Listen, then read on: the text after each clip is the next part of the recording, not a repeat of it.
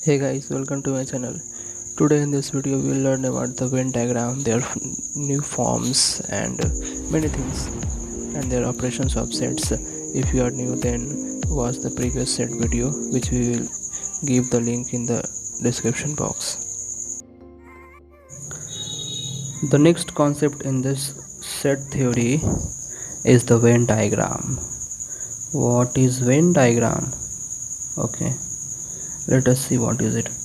Venn diagram, the diagrammatically representation of a set. Diagrammatically representation of a set is called a Venn diagram. और Venn diagram में universal set को use होता represent करते हैं, आपको पता ही है। यूनिवर्सल सेट को रेक्टेंगल के अंदर लिखते हैं।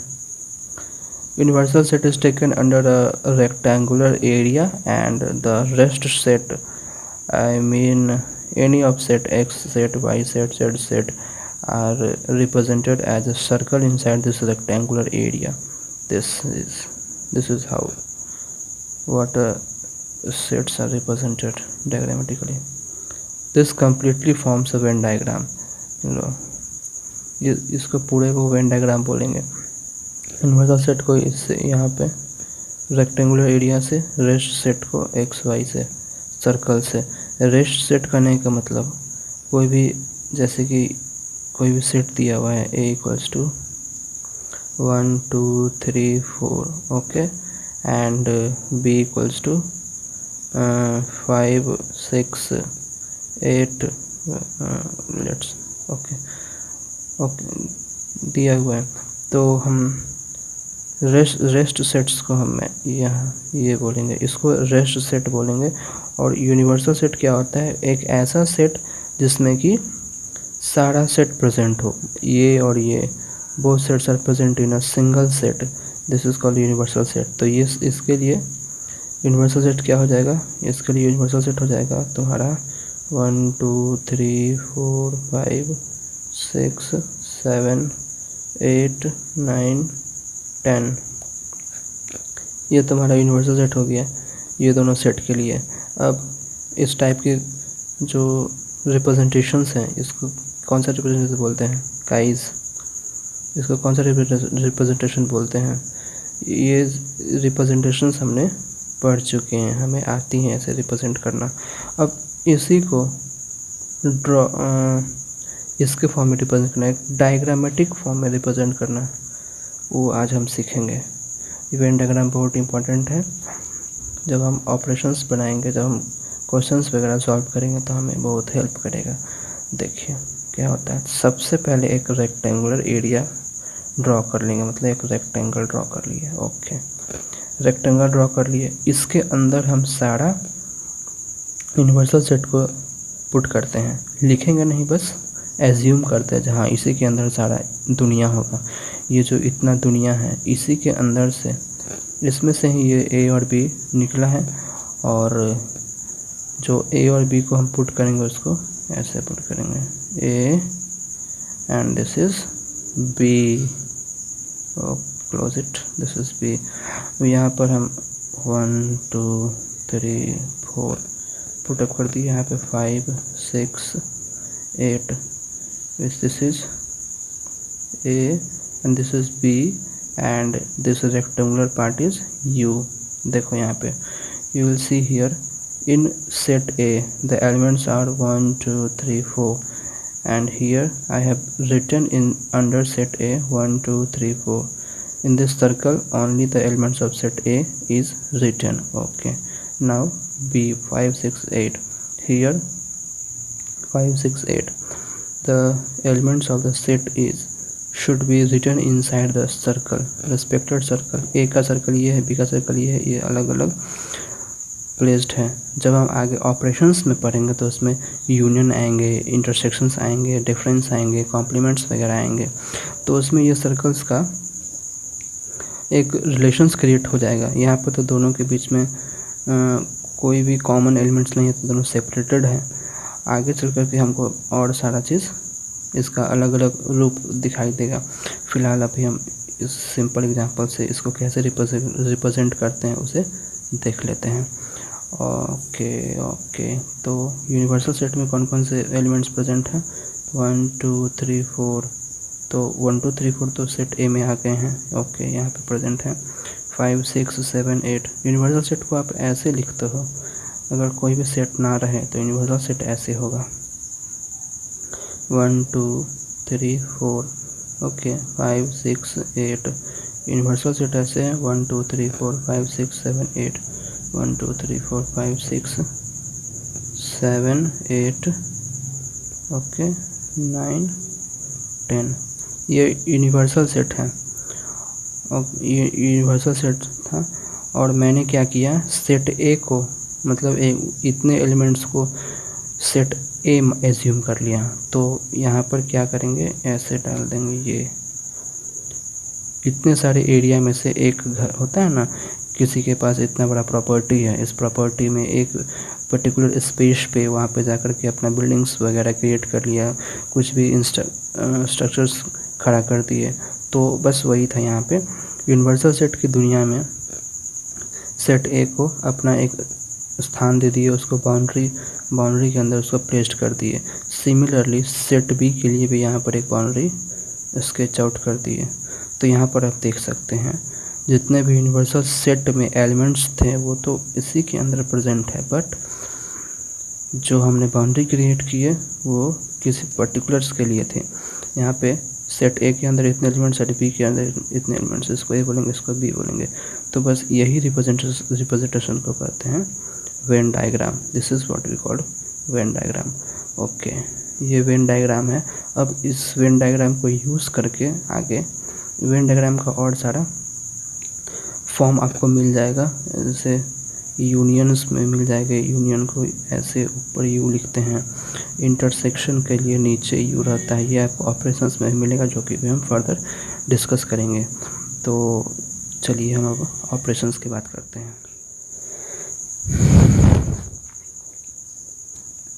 आपने वेन डायग्राम दिख गया।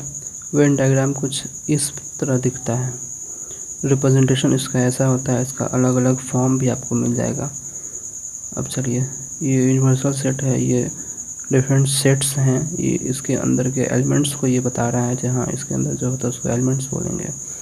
And such a representation is known as Venn diagram. Okay, अब आते हैं हम नेक्स्ट कॉन्सेप्ट पे, जो कि है अलजेब्रा या फिर ऑपरेशंस ऑन सेट्स। तो ऑपरेशंस ऑफ सेट्स में सबसे पहला जो कॉन्सेप्ट है वो है union of sets. Union of sets का जो सिंबल है वो यू है, उसको यू से रिप्रेजेंट करते हैं। इसमें क्या होता है, कोई भी सेट एक है जिसका एलिमेंट्स 1 2 3 4 है, और कोई भी सेट बी है इसका एलिमेंट्स इतना दिया हुआ है। तो यूनियन का मतलब होता है ये दोनों को कंबाइन करना, to unite the elements of the two different sets और द गिवन सेट्स। तो हम यूनाइट कैसे करेंगे इसको, तो यूनाइट करने के लिए हम इसको ऐसा लिखते हैं, ए बीच में यू, ये बी, इसको ए यू बी ऑफ नहीं पढ़ेंगे, इसको बोलेंगे ए यूनियन बी, ये यूनियन का सिंबल है, इसको ऑफ नहीं पढ़ेंगे, इसको ए यूनियन बी बोलेंगे, इसको ए यू बी नहीं बोलेंगे, ए यूनियन बी बोलेंगे। चलिए आगे चलते हैं। तो इसको तो नाम को तो वैसे रिप्रेजेंट करते हैं, then how we represent the elements और how can we write the elements of such set. तो एलिमेंट्स को लिखने के लिए इसमें हमने कैसे लिखा है 1 2 3 4 एंड 4 5 3 6। तो रिपीटेशंस तो नहीं होती हैं। यहाँ पे देखिए, जो भी सेट के जो अंदर एलिमेंट्स लिखते हैं, the repetition should be not created. Repetitions नहीं होना चाहिए, कोई भी एक एलिमेंट्स दोबारा इसमें नहीं लिखा जाता है। तो यहाँ पे 3 और 4 और यहाँ पे 3 और 4 both set have this element, दोनों के पास ये एलिमेंट है, तो दोनों में से किसी एक को ही लिखेंगे। तो 1 2 3 4 और इसमें से 5 6 यूनाइट जब करते हैं तो दोनों सेट के एलिमेंट्स को एक ही फॉर्म में लिख देते हैं, मतलब एक ही साथ लिख देते हैं, और रिपीटेशंस नहीं होने देते हैं। अगर दोनों में सेम एलिमेंट्स प्रेजेंट हैं तो उसको हटा देते हैं और उसको एक ही बार लिखते हैं, बाकी सबको रिपीट कर देते हैं, रिपीट नहीं बाकी सबको उतार देते हैं। जैसे देखिए यहाँ पे क्या है 1 2 3 4, here we write 1 2 3 4, then it starts from 4। तो जब ये 4 से स्टार्ट होता है यहाँ पे देखेंगे मैंने 4 लिखा है कि नहीं, हाँ यहाँ पे मैंने लिख चुका है। Okay, I will not write this. 5, I written 5? No, I haven't. Then we will write here 5। Okay, 3, या it is present here, now we skip it. Now 6, या it is not here, no, then write here 6। तो ये आपका हो गया A union B. A union B मतलब दोनों को आपने मिला दिया, दोनों को जोड़ दिया। जोड़ने के बाद अगर मैंने ए यूनियन बी बोला, अगर बी यूनियन ए बोला, दोनों का बात सेम है, दोनों में सेम ही एलिमेंट्स आएंगे, दोनों का सेम मतलब होता है। और इसको वर्ड्स प्रॉब्लम में यूनियन कैसे पता चलेगा जब हमको यूनियन करना है या फिर कुछ और करना है, तो वर्ड्स प्रॉब्लम में आपको और के रूप में प्रेजेंट होगा। जहाँ भी आप और देखेंगे ओ आर और इंग्लिश वाला और, इसका मतलब वहाँ पे आपको यूनियन करना है, यूनियन करना है। Now the next concept is, ओहो नेक्स्ट कॉन्सेप्ट नहीं, उससे पहले कि आप इसको देखो, वेन डायग्राम ऑफ यूनियन। मैंने आपको बताया था वेन डायग्राम का अलग अलग फॉर्मेट आपको मिल जाएगा, अलग अलग फॉर्म्स मिलेगा इसमें। आप देखिए यूनियंस का क्या है, A union B, A union B, इसका ए यूनियन बी है ना यहाँ पे। तो देखो इसमें क्या होता है, सेट ए में क्या था, ए में था 1 2 3 4। तो मैंने एक यूनिवर्सल सेट बनाऊंगा यहाँ पे, यूनिवर्सल सेट जिसमें आएगा तुमको 1 2 और 3 4। 3 4 जो था देखो यहाँ पे 3 4 है और यहाँ भी 3 4 है। सिंस 3 4 दोनों में है, 3 4 दोनों में है, तो यहाँ पे 3 और 4 होगा, और 3 4 हो गया, यहाँ पे 5 6 होगा। तो जब मैं ए के लिए बाउंड्री क्रिएट करूँगा तो ऐसा होगा, और जब मैंने बी के लिए बाउंड्री क्रिएट करूँगा तो बी का ही बाउंड्री यहाँ से स्टार्ट होगा ना, ऐसे कुछ होगा, और यहाँ पे ये यूनिवर्सल सेट आ जाएंगे। तो वेन डायग्राम का फॉर्म कुछ ऐसा कुछ दिखेगा हमको। तो देखो ये 3 और 4 दोनों में आ गया कॉमन। तो यहाँ पे अभी इस इंटरसेक्शन जब निकालना होगा तो हम ये यूज़ करेंगे, लेकिन हमें अभी क्या बोले, हमें अभी यूनियंस निकालने हैं, यूनियंस बताने हैं। तो यूनियंस में दोनों को प्लस करते हैं। तो देखो यूनियंस में प्लस करते हैं, इसलिए हम कुछ नहीं करेंगे। जब हम इस पूरे को सेट कर देंगे, शेडेड रीजन क्या रिप्रेजेंट करता है, ये रिप्रेजेंट करता है जो ए यूनियन बी इस पूरा का होगा। ये ए यूनियन बी का डायग्राम हो गया, ये आपका वेन डायग्राम हो गया। देखिए यहाँ पर वही दिखा रहा है। अगर आपको ए यूनियन बी का डायग्राम बनाना है, इसको ग्राफ भी बोलते हैं, अगर ए यूनियन बी का ग्राफ बनाना है तो आप ऐसे बनाओगे, दोनों एलिमेंट्स को, दोनों सेट के एलिमेंट्स को जोड़ दोगे, मिला दोगे, कंबाइन कर दोगे, और सिंपली इसको ऐसे शेड करके बता दोगे। चलिए, the next concept is intersection of set. Intersection में होता है उल्टा U, here inverted U. In this we take common elements, common elements को ही लिखते हैं। मतलब यहाँ पर जो 3 4 थे, बस यही 3 4 दोनों में कॉमन है, बस इसी को लिखेंगे, बाकी सबको नहीं लिखेंगे। तो आइए नेक्स्ट एग्जांपल से हम उसको सॉल्व करते हैं। सेट ए है 1 2 3, सेट बी है 1 3 5 7। What we will do here that A intersection भी निकालेंगे, देखेंगे जो दोनों में कॉमन कौन सा एलिमेंट्स है, कौन से एलिमेंट्स कॉमन है। 1 2 3, now right here 1, here is also 1 3, okay, here is 3 5 7, no, only 1 and 3 is common, here is 1, here is 3। तो जब हम a inverted u and b, इसको बोलेंगे a इंटरसेक्शन b। जब a इंटरसेक्शन b बोलेंगे तो सिर्फ कॉमन वाले एलिमेंट्स को ही लिखेंगे। तो 1 3 को लिख दिए, ओके। तो मैंने यहाँ पे इंटरसेक्शन निकाल लिए। अब इसका ग्राफ कैसा होगा, तो देखिए इसमें पूरा रीजन को सेट नहीं करेंगे, सिर्फ कॉमन रीजन को सेट करेंगे। मैंने आपको यहाँ बताना की कोशिश किया था, मैंने यहाँ पे बता दिया था। ये बीच वाले रीजन्स को इंटरसेक्शन के ग्राफ में रिप्रेजेंट करते हैं सेट करके। वहीं पे यहाँ पे देखिए सिर्फ बीच वाले रीजन को सेट किए हैं। ए इंटरसेक्शन भी इस बात को बताता है कि ये जो शेडेड रीजन है, इस बात को बताता है कि ये दोनों सेट के कॉमन रीजन्स के एलिमेंट्स को ही रिप्रेजेंट करना है, which is the intersection form. A intersection B का ये हो गया एलिमेंट्स आपका। अब the next concept is the disjoint set. Disjoint मतलब जॉइंट टूटा हुआ, डिसजॉइंट। ए इंटरसेक्शन बी 5 आ जाएगा, मतलब जब दोनों सेट में कोई भी एलिमेंट्स कॉमन नहीं होगा, कोई भी एलिमेंट्स कॉमन नहीं होगा, सारा एलिमेंट्स अब अलग अलग होगा। इनिशियली में स्टार्टिंग में मैंने आपको एक एग्जांपल्स के रूप में वेन डायग्राम को बताने का कोशिश किया था, उसमें मैंने एक एग्जांपल यूज़ किया था। ये आपको डिसजॉइंट सेट का एग्जांपल है। देखिए इसमें कोई भी कॉम्बिनेशन नहीं है, दोनों सेट आपस में मिला हुआ नहीं है, टूटा हुआ है पूरी तरह से। यहाँ पे आप 9 7 10 आप रिप्रेजेंट करेंगे यूनिवर्सल सेट में, तो ये यहाँ पे टूटा हुआ है, डिसजॉइंट सेट है। तो A intersection B equals to 5 इस बात का प्रूफ है। मतलब ये डायग्राम से हम ये जानते हैं जहाँ भाई इस दोनों सेट्स में किसी में भी कॉमन एलिमेंट्स प्रेजेंट नहीं है, तो ये डिसजॉइंट सेट को कहलाएगा।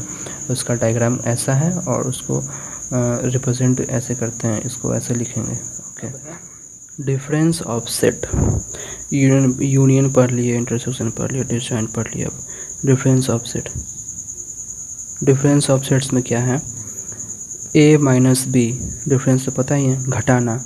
तो ए माइनस बी, ए में से बी निकाल देना। कोई भी सेट ए दिया हुआ है उसमें से बी को हटा देना। इसको ग्राफिकली मतलब डायग्रामेटिकली ऐसे रिप्रेजेंट करेंगे। सेट ए है और सेट बी है, सेट ए है और सेट बी है। तो ए यहाँ तक फैला हुआ है, बी इसमें है, और इस ए में से ये जो बी इसमें आया हुआ है उसको निकाल दे, निकाल के बाहर फेंक दे, तो सिर्फ इतना ही ए बच जाएगा। ये कॉमन है, मतलब इस कॉमन का ये अर्थ है जो इसमें जो प्रेजेंट है वो बी का भी प्रेजेंट है। तो बी के एलिमेंट्स को ए के एलिमेंट्स में से बाहर निकाल देना। एक फॉर एग्जांपल के तौर पे अगर देखिए, देखो भाई, ओ भाई देखो, देखो जी देखो। ओके, 2 3 9 10, जब मैं ए माइनस बी करूँगा तो ए में से बी के एलिमेंट्स को हटाना है। फ़र्क नहीं पड़ता है बी में कितना एलिमेंट्स है, बस ए में बी के जितने भी एलिमेंट्स आए होंगे उसको हटा करके ए के बचे हुए एलिमेंट्स को लिखना है। तो यहाँ पे देखो 1, यहाँ पे 1 है, तो मैं ए को क्यों देखूँ, डायरेक्ट बी को देखता हूँ। 2, यहाँ पे 2 है, हाँ 2 को हटाना है तो इसको ऐसे काट दो। 3, यहाँ पे 3 है, हाँ 3 को हटाना है, इसको ऐसे काट दो। 9, ये ओके नहीं है, तो यहाँ पे देखो सिर्फ क्या लिखेंगे 1 और 4। फिर से मैं एक बार बताता हूँ, ए में 1 2 3 4 कुछ भी एलिमेंट्स आ सकते हैं, बी में भी कुछ भी एलिमेंट्स आ सकते हैं। जब ए माइनस बी करेंगे, जब हम इसका डिफरेंस निकालेंगे, तो डिफरेंस निकालने में क्या होगा, ए में से, सेट ए में से जो फर्स्ट सेट है ए, इसमें से सेट बी के जितने भी एलिमेंट्स प्रेजेंट होंगे उसको काट करके, आई मीन चुन करके हटा देंगे, और जितना एलिमेंट्स बचेगा इस फर्स्ट वाले सेट में उसको यहाँ पे लिख देंगे। अगर मैं बी माइनस ए बोलूँ तो बी माइनस ए बोलोगे तो इसमें क्या होगा, बी में से जितने भी ए के एलिमेंट्स है उसको निकाल दो और बाकी सारे बी के एलिमेंट्स को लिख डालो।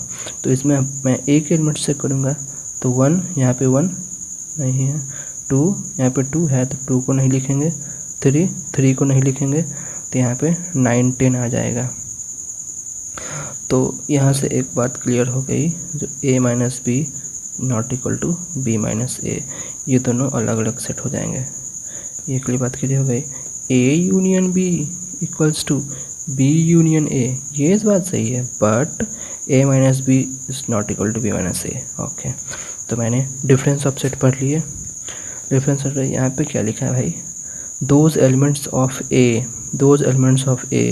which are not present in B, that is loyal to set A only, अच्छा, मैंने तो भी तो वही समझाई ना, लेकिन भाषा कुछ उल्टी थी मेरी। देखो 1 और 2 3 4, ए का वो एलिमेंट जो कि बी में प्रेजेंट ना हो, तो ए का वो एलिमेंट जो बी में प्रेजेंट ना हो, सिर्फ ए के साथ ही हो। तो ए 1 और 4 बी में प्रेजेंट नहीं ना, 1 और 4, बस उसी को लिखना है। मैंने क्या बोला, जो बी में प्रेजेंट है, बी का एलिमेंट ए में प्रेजेंट है उसको हटा दो। वही बात है, बात वही है, जो भी एक सिर्फ ए में प्रेजेंट हो, बी में प्रेजेंट ना हो। तो सिर्फ ए में प्रेजेंट है 1 4, इसको डायरेक्ट दो, वही ए माइनस बी है। बी माइनस ए उसका अपोजिट हो जाएगा, बी माइनस ए भी आप निकाल लो।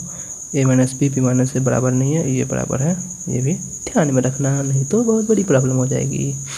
Okay okay okay okay okay, now the next concept is the symmetric difference of set. अरे बाप रे बाप, symmetric difference of set. Symmetric difference को देखो, ये सिंबल है भाई, triangle, symmetric triangle, no triangle only, no symmetric triangle.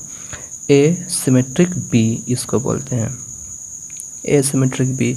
यहाँ दोनों का लॉयल्टी टेस्ट हो रहा है। अरे बाप रे, यहाँ दोनों का लॉयल्टी टेस्ट करने का मतलब सिर्फ ए में प्रेजेंट हो, सिर्फ बी में प्रेजेंट हो, दोनों में प्रेजेंट वाले के बात हटाना है। दोनों में प्रेजेंट हो वो नहीं लेंगे, सिर्फ ए में प्रेजेंट हो और सिर्फ बी में प्रेजेंट हो, उसका कॉम्बिनेशन। अरे भाई कितना प्यारा है। जो शेडेड रीजन है वो ए सिमेट्रिक बी को रिप्रेजेंट कर रहा है। तो देखो ये यूनिवर्सल सेट बना देता है। एक मिनट भाई, एक मिनट, क्या जल्दी है यार। ओके, यूनिवर्सल सेट बना दिए। अब देखो ए और बी में पूरा कितना प्रेजेंट होगा, तो इसमें सबसे पहले क्या करेंगे, ए यूनियन बी निकालेंगे। मान लो अगर ए है तुम्हारा, वाह वाह वाह, 1 2 3 4, क्या भाई हमेशा 1 2 3 4 लेते हो? हाँ सर, ईजी है इसलिए लेता हूँ भाई। 2 5 6, ए का हो गया, बी का हो गया। अब इसका यूनियन निकालिए, A union B. A union B, इतने एलिमेंट्स आएंगे इसमें, रिपीटेशंस नहीं होंगे, 2 2 बार आए हैं तो मैंने एक ही बार लिखा है। ओके, ए इंटरसेक्शन बी, दोनों में सिर्फ 2 कॉमन है तो 2 को यहाँ पे लिख दिए। ओके, अब सिमेट्रिक डिफरेंस निकालने के लिए इसका डिफरेंस चाहिए, यूनियन माइनस इंटरसेक्शन। तो यूनियन माइनस इंटरसेक्शन का डिफरेंस चाहिए।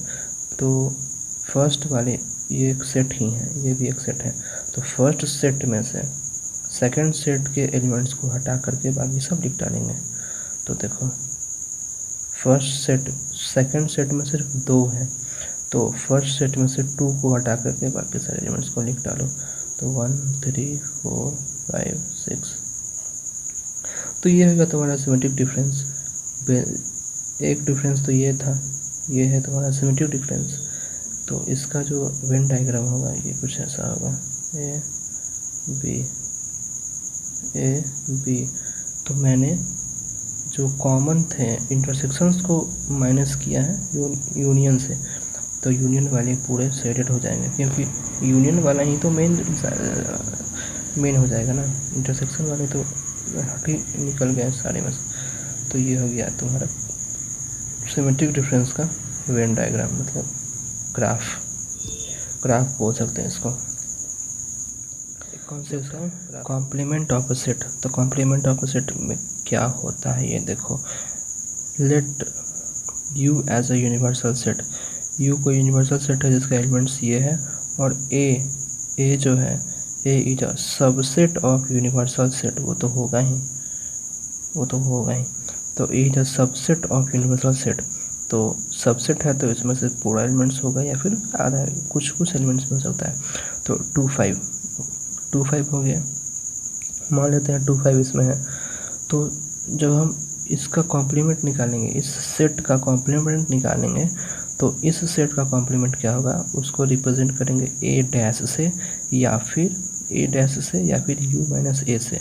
तो यू माइनस ए से रिप्रेजेंट करते हैं और ए डैश से रिप्रेजेंट करते हैं।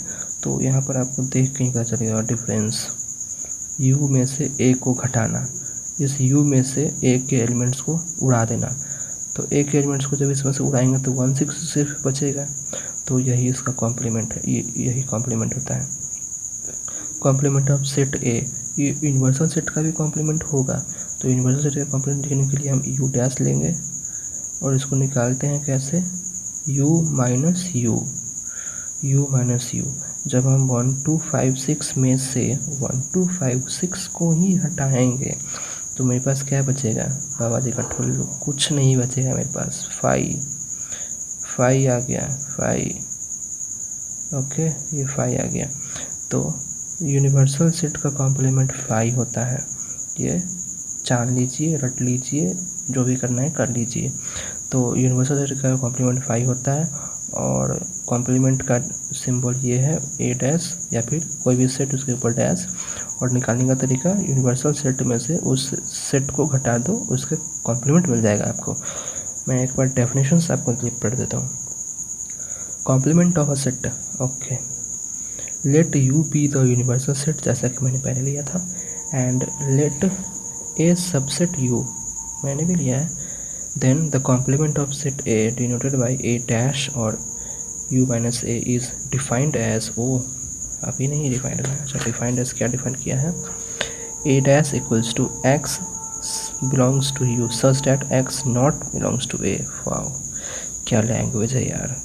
क्लियरली x जो है ए डैश से बिलोंग करेगा और x ए से बिलोंग नहीं करेगा कॉम्प्लीमेंट में, कॉम्प्लीमेंट में। अच्छा, ये जो 2 5 था वो ए से बिलोंग कर रहा है, लेकिन ये 2 5 है वो ए डैश से बिलोंग नहीं कर रहा है, वही नहीं है बोल रहा है। x ए डैश से बिलोंग कर रहा है लेकिन x ए डैश ए से नहीं बिलोंग कर रहा है। तो यहाँ पे देखो कॉम्प्लीमेंट में 1 और 6 ए डैश से बिलोंग करता है, बट 1 और 6 ए से बिलोंग नहीं करता है, और 1 और 6 यू से बिलोंग करता ही है। अच्छा खासा लैंग्वेज है, बट जो मैंने आपको पहले बताया वही यूज़ करना। ए, कोई भी सेट दिया हुआ है ए, देखो मैं बताता हूँ, कोई भी सेट दिया हुआ है ए, अगर इसका कॉम्प्लीमेंट चाहिए तो यूनिवर्सल सेट देगा ही देगा। इस ए को आप इसमें से घटाओ, इसका कॉम्प्लीमेंट आप पाओ, और कुछ नहीं लगाना है। दिमाग लगाना बेकार की बातें होती हैं, टाइम वेस्ट होगा और कुछ नहीं। एग्जाम्पल्स आपसे डायरेक्ट देखो, 1 2 3 5 ये आपको यूनिवर्सल सेट दिया हुआ है और ये सेट दिया हुआ है, इसका कॉम्प्लीमेंट निकालना है। यू में से एक को माइनस कर देंगे, यहाँ पे ये आ गया। आप वीडियो पॉज करके आप बनाओ पहले, उसके बाद फिर वीडियो देखो। अगर सेकंड में अगर ए डैश का डैश, ओ वाओ ग्रेट, क्या क्वेश्चन है। ए के कॉम्प्लीमेंट का कॉम्प्लीमेंट, ग्रेट है भाई। तो ए का कॉम्प्लीमेंट कैसे निकालें, यू में से ए को घटा करके, तो मेरा ए डैश ये आ गया, ये एक सेट आ गया। अब हम इसका कॉम्प्लीमेंट निकालेंगे, तो जब हम इसका कॉम्प्लीमेंट निकालेंगे तो हम किस में से घटाएंगे, यू में से हम ए डैश को घटाएंगे ना। तो देखो यू ये है और ए डैश ये है, तो जब हम इसमें से इसको घटाएंगे तो हमको ए ही मिल जाएगा। 1 3 5 7, अगर हम 1 घटा दें, 3 घटा दें, 5 घटा दें, 7 घटा दें, क्या मिलेगा, 2 4 6 7 नहीं 2 4 6 8 2 4 6 8 ए। आप ट्राई करो खुद से, आपको पता चल जाएगा।